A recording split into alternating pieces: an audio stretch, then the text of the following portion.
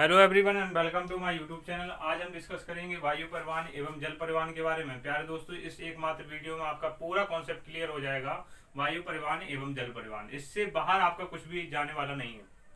पहला प्रश्न ले लेते हैं, भारत में वायु परिवहन का शुभारंभ कब हुआ? भारत में वायु परिवहन का शुभारंभ हुआ था 1912 ईस्वी में। वायु परिवहन का शुभारंभ भारत में 1912 ईस्वी में हुआ था। लेकिन प्यारे दोस्तों, प्रश्न ऐसा बनेगा, भारत में वायुयान डाक सेवा कब प्रारंभ हुई?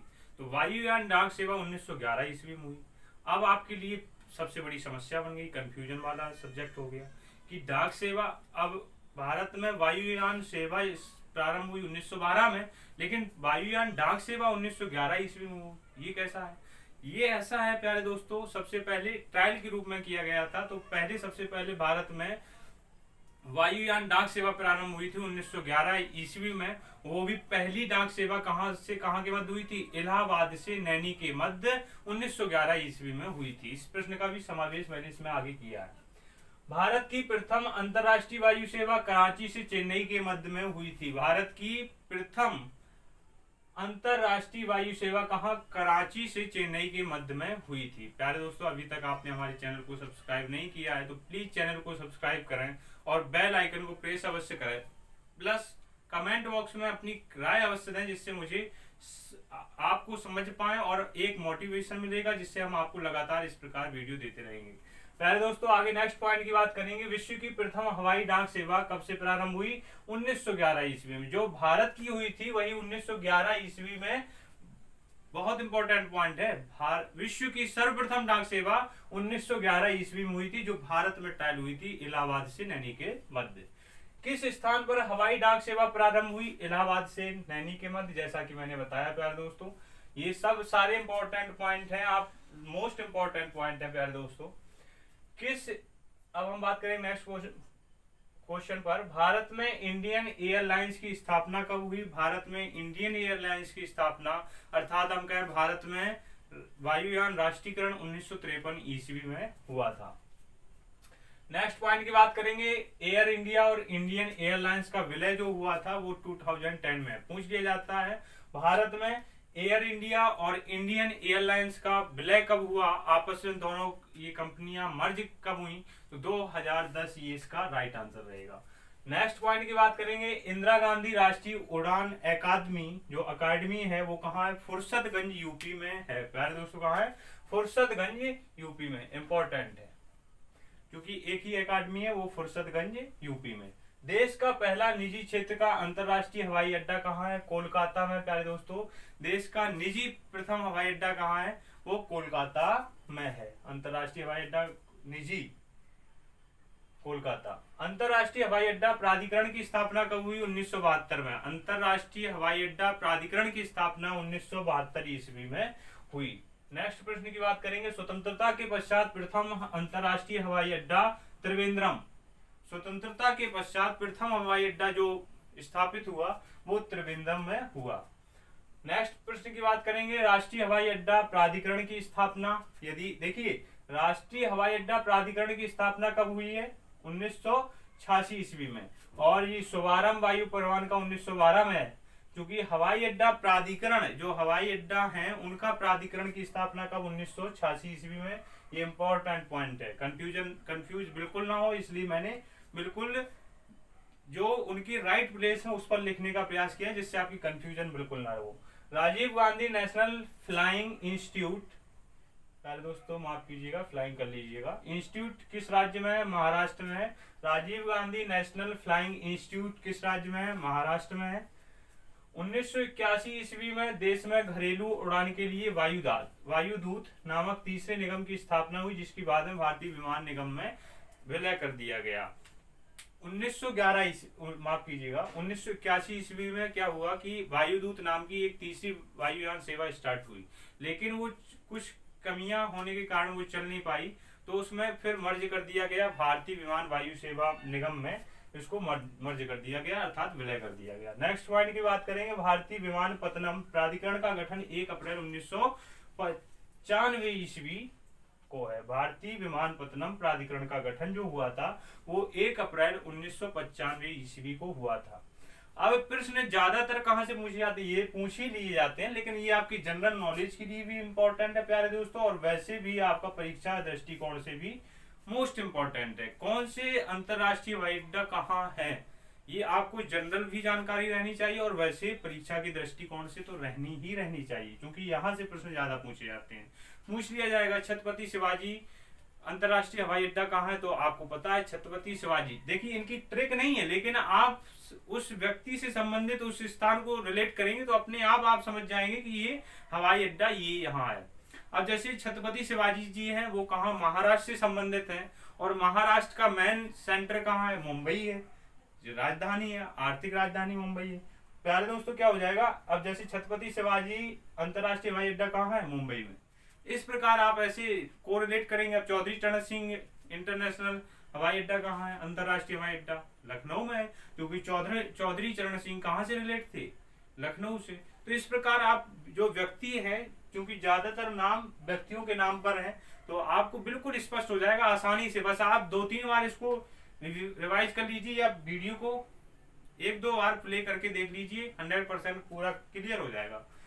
स्टार्ट करते हैं। इंदिरा गांधी अंतरराष्ट्रीय हवाई अड्डा हमारा नई दिल्ली में है। इंदिरा गांधी अंतरराष्ट्रीय हवाई अड्डा कहाँ है, नई दिल्ली में। नेक्स्ट पॉइंट की हम बात करेंगे छत्रपति शिवाजी अंतरराष्ट्रीय हवाई अड्डा कहाँ है, मुंबई में है। नेताजी सुभाष चंद्र बोस, अब देखिए नेताजी सुभाष चंद्र जो स्वतंत्रता संग्राम कोलकाता से रिलेटेड कीजिए, उनके याद कीजिए उनकी गतिविधियों को। नेताजी सुभाष चंद्र बोस अंतरराष्ट्रीय हवाई अड्डा कोलकाता में स्थित है। अन्ना अंतरराष्ट्रीय हवाई अड्डा चेन्नई में स्थित है, ये भी इंपॉर्टेंट है। ये सारे आप व्यक्तियों को कॉम्बाइन करने का प्रयास कीजिए कि व्यक्ति कौन कहां से संबंधित है, आप बिल्कुल आसानी से याद कर हो जाएगा। बाबा साहेब अंबेडकर अंतरराष्ट्रीय हवाई अड्डा नागपुर में है। अब आप महात्मा गांधी और अंबेडकर जी की स्वतंत्रता संग्राम की याद कीजिए, बड़े आसानी से याद हो जाएगा। वो महाराष्ट्र में पुणे में आंदोलन हुआ था, और वहाँ बाबा साहेब अंबेडकर महात्मा गांधी जी, ठीक है। तो इस प्रकार याद करेंगे तो बाबा साहेब अंबेडकर अंतरराष्ट्रीय हवाई अड्डा कहाँ है, नागपुर में स्थित है। अब सरदार वल्लभ भाई पटेल अंतरराष्ट्रीय हवाई अड्डा, अब सरदार वल्लभ भाई पटेल कहाँ के हैं, गुजरात के हैं प्यारे दोस्तों, इसलिए अहमदाबाद कहाँ पड़ता है, गुजरात में। तो सरदार वल्लभ भाई पटेल अंतरराष्ट्रीय हवाई अड्डा कहाँ हो जाएगा, अहमदाबाद में स्थित है। गोपीनाथ बारडोली अंतरराष्ट्रीय हवाई अड्डा, अंतरराष्ट्रीय हवाई अड्डा कहाँ है, गुवाहाटी में प्यारे दोस्तों। चौधरी चरण सिंह जो अभी मैंने बताया अंतरराष्ट्रीय हवाई अड्डा लखनऊ में है। श्री गुरु रामदास जी अंतरराष्ट्रीय हवाई अड्डा अमृतसर में। श्री गुरु रामदास जी कहाँ से संबंधित है, अमृतसर से संबंधित है, इसलिए अमृतसर में ये हवाई अड्डा है। प्यारे दोस्तों त्रिवेंद्रम अंतरराष्ट्रीय हवाई अड्डा जो है वो तिरुवनंतपुरम में है। तिरुवनंत से कोरिलेट कीजिए। कालीकट अंतरराष्ट्रीय हवाई अड्डा कोझिकोड में है। शेख अल आलम अंतरराष्ट्रीय हवाई अड्डा श्रीनगर में है। राजीव गांधी अंतरराष्ट्रीय हवाई अड्डा हैदराबाद में है। कोचीन अंतरराष्ट्रीय हवाई अड्डा ये कहाँ है, कोची में है। यहाँ ये देखिए कोची से कोची हो गया।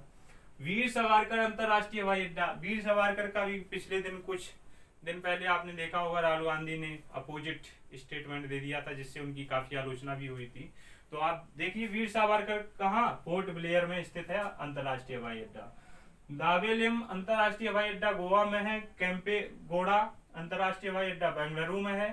मंगलुरु अंतरराष्ट्रीय हवाई अड्डा मंगलुरु में, ये आसानी से याद हो जाएगा। देवी अहिल्याबाई होलकर हवाई अड्डा ये मध्य प्रदेश से संबंधित है। देवी अहिल्याबाई जिसमें जो मतलब आपने इंदौर, मध्य प्रदेश में इंदौर है, वहाँ देवी अहिल्याबाई अंतरराष्ट्रीय हवाई अड्डा स्थित है प्यारे दोस्तों। और देवी अहिल्याबाई की मालवा क्षेत्र में काफी पूजा भी होती है।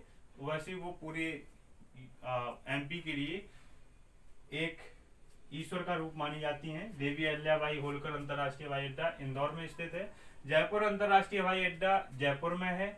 और कोयम्बटूर अंतरराष्ट्रीय हवाई अड्डा कोयम्बटूर में है। तिरुचिरापल्ली अंतरराष्ट्रीय हवाई अड्डा तिरुचिरापल्ली में है। लाल बहादुर शास्त्री अंतरराष्ट्रीय हवाई अड्डा वाराणसी में प्यारे दोस्तों। लाल बहादुर शास्त्री अंतरराष्ट्रीय हवाई अड्डा वाराणसी में स्थित है। आगे हम बात करेंगे एयर इंडिया। अब यहाँ देखिए एयर इंडिया का मुख्यालय यदि हम बात करें तो दिल्ली में। एयर इंडिया का मुख्यालय कहाँ है, दिल्ली में है। और निगमित कार्यालय कहाँ है, मुंबई में है।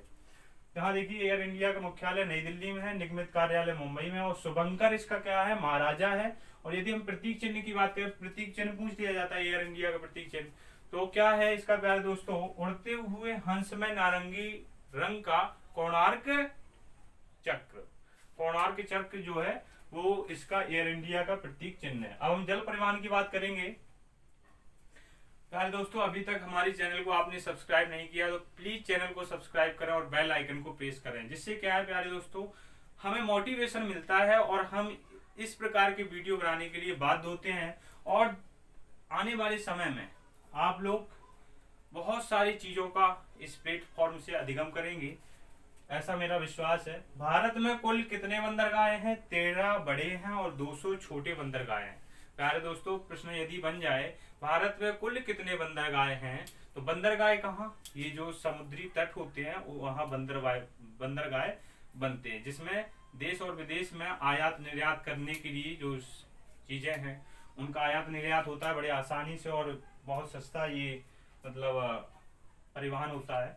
भारत में कुल कितने बंदरगाह हैं? 13 बड़े, 200 छोटे हैं। भारत का सबसे बड़ा प्राकृतिक बंदरगाह मुंबई है। प्यारे दोस्तों, यहाँ कंफ्यूजन अधिकतर स्टूडेंट को बनी रहती है। भारत में सबसे बड़ा प्राकृतिक बंदरगाह यदि पूछा जाएगा तो मुंबई है, और यदि पूर्वी बंदरगाह प्राकृतिक पूछा जाएगा तो विशाखापट्टनम है, याद रखिएगा। आगे हम बात करेंगे भारत में कुल कितने अंतरराष्ट्रीय व्यापार का कितने प्रतिशत व्यापार समुद्री मार्ग द्वारा होता है, तो 95% द्वारा होता है। व्यापार जो समुद्री मार्ग द्वारा होता है वो 95%, 95% होता है। प्यारे दोस्तों, किस बंदरगाह को भारत का प्रवेश द्वार कहा जाता है? तो मुंबई को भारत का प्रवेश द्वार कहा जाता है। मुंबई बंदरगाह को भारत का प्रवेश द्वार कहा जाता है। भारत का सबसे गहरा बंदरगाह की यदि हम बात करें तो आंध्र प्रदेश में स्थित है। आंध्र प्रदेश में स्थित है कौन सा? भारत का सबसे गहरा बंदरगाह, जिसे हम कहते हैं विशाखापट्टनम। विशाखापट्टनम ये सबसे गहरा बंदरगाह है। विशाखापट्टनम जो बंदरगाह है वो सबसे गहरा बंदरगाह है जो आंध्र प्रदेश में स्थित है। कौन सा बंदरगाह मुक्त व्यापार क्षेत्र में स्थित है? प्यारे दोस्तों, ये देखिए, मुक्त को हम ज्वारीय भी बोलते हैं, ज्वारीय बंदरगाह। अब यहां देखिए कौन सा बंदरगाह मुक्त व्यापार क्षेत्र में है? कांडला। कांडला कहाँ स्थित है? गुजरात में है। प्यारे दोस्तों, एक प्रश्न और बन जाएगा, जो दाहेज बंदरगाह भी है, दाहेज कांडला के साथ साथ ये भी एक गुजरात में है। कौन सा? दाहेज। यहाँ क्या होती है? जो शिप यार्ड होती है, यहाँ शिप यार्ड है, सबसे बड़ा निर्माण करने वाला और मरम्मत करने वाला सबसे बड़ा शिप यार्ड कहाँ है? दाहेज, गुजरात में स्थित है। ये भी आप याद कर लीजिए। मारमा गोवा पत्तन कहाँ स्थित है? गोवा में स्थित है। मारमा गोवा पत्तन प्यारे दोस्तों कहाँ है? गोवा में स्थित है। भारत का निगमीकृत बंदरगाह कौन सा है? निगमीकृत की यदि हम बात करें तो ओडिशा निगमीकृत बंदरगाह है। डॉल्फिन नोज नामक चट्टान के पीछे कौन सा बंदरगाह है? विशाखापट्टनम का है। प्यारे दोस्तों, कौन सा भारतीय बंदरगाह, कौन सा बंदरगाह भारतीय सामुद्रिक व्यापार का पूर्वी द्वार कहलाता है? कोलकाता हल्दिया। कोलकाता में जो पूर्वी व्यापार पूर्वी द्वार कहलाता है वो कोलकाता हल्दिया का है। प्यारे दोस्तों, नेक्स्ट प्रश्न की बात करें, भारत के पूर्वी तट पर कौन सा प्राकृतिक बंदरगाह है? तो विशाखापट्टनम है। भारत, अब ये बंदरगाह वाला नगर की यदि बात करें कि बंदरगाह वाला नगर कौन सा है, तो मंगलौर में बंदरगाह वाला नगर के नाम से प्रसिद्ध है। प्यारे दोस्तों, इंपॉर्टेंट है। ज्वारी नदी की एस्चुरी पर स्थित कौन सा है? मारमा गोवा स्थित है बंदरगाह। नहावा सेवा बंदरगाह मुंबई में स्थित है। नहावा सेवा बंदरगाह कहाँ? मुंबई में स्थित है। और मुंबई का जो है वो अरब सागर पर स्थित है। प्यारे दोस्तों, अरब सागर। और सेतु समुद्रम परियोजना, ये हम यदि बात करें तो सेतु समुद्रम परियोजना मन्नार की खाड़ी व पाक जल डमरू मध्य सेतु समुद्रम परियोजना स्थित है। बात करेंगे हिंदुस्तान शिपयार्ड विशाखापट्टनम में स्थित है। हिंदुस्तान शिपयार्ड की बात करेंगे तो हिंदुस्तान शिपयार्ड विशाखापट्टनम में स्थित है। प्यारे दोस्तों, केंद्रीय अंतरदेशीय जलमार्ग की स्थापना 1987 कोलकाता में हुई। नेक्स्ट हम बात करेंगे राष्ट्रीय जलमार्ग की बात करेंगे, नेशनल वाटर वे। इलाहाबाद से हल्दिया 1620 सबसे लंबा सबसे बड़ा। इलाहाबाद से हल्दिया सबसे ज्यादा इसकी डिस्टेंस है 1620 किलोमीटर, 1620 किलोमीटर सबसे बड़ा जलमार्ग है। बात करेंगे नेशनल जलमार्ग 2 के बारे में सादिया से धुबरी पट्टी ये 891 किलोमीटर की दूरी तक फैला हुआ है। नेशनल वाटरवे ऑफ 3 कोल्लम से कोटापुरम 205 किलोमीटर है इसकी लंबाई। और काकीनाडा में मरकानम ये 1095 किलोमीटर। और नेक्स्ट बात करेंगे कल्चर से धमरा 623 किलोमीटर स्थित है। नेक्स्ट हम बात करेंगे चेन्नई एक प्राकृतिक, माफ कीजिएगा, कृत्रिम बंदरगाह है जो भारत का सबसे प्राचीन बंदरगाह है। चेन्नई क्या है? एक कृत्रिम बंदरगाह। पूछ लिया जाता है चेन्नई क्या है, किस प्रकार का बंदरगाह है, तो चेन्नई एक कृत्रिम बंदरगाह है जो भारत का सबसे प्राचीन बंदरगाह है। प्यारे दोस्तों, आशा है कि आपको चीजें स्पष्ट हो गई होंगी। यदि अभी तक आपने हमारे चैनल को सब्सक्राइब नहीं किया है तो प्लीज चैनल को सब्सक्राइब करें और बेल आइकन को प्रेस अवश्य करें। Thank you so much. Thank you.